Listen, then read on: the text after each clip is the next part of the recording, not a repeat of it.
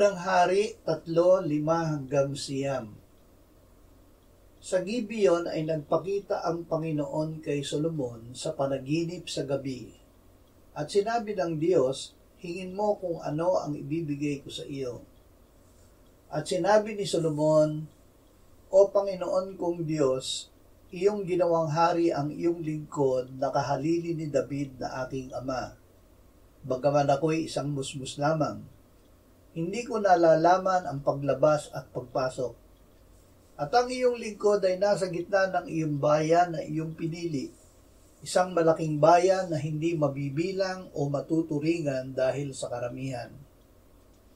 Bigyan mo ang iyong lingkod ng isang mapag-unawang isipan upang pamahalaan ang iyong bayan, upang aking makilala ang mabuti at ang masama.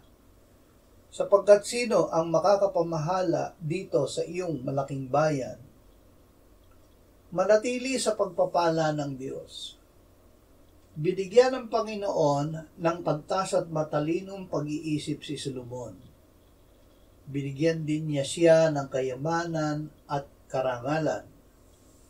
May nag-akala na si Solomon ang hinirang na maghahari magpakailanman.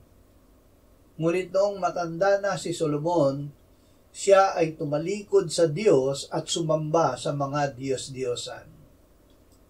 Hindi siya lumakad ayon sa mga daan at tuntunin ng Panginoon gaya ng kanyang amang si David. Ang tunay na hinirang ng ama na maging hari magpakailanman ay ang Panginoong Jesus.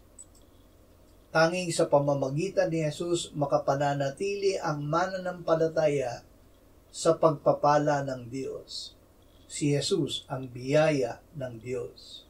Panginoon Diyos.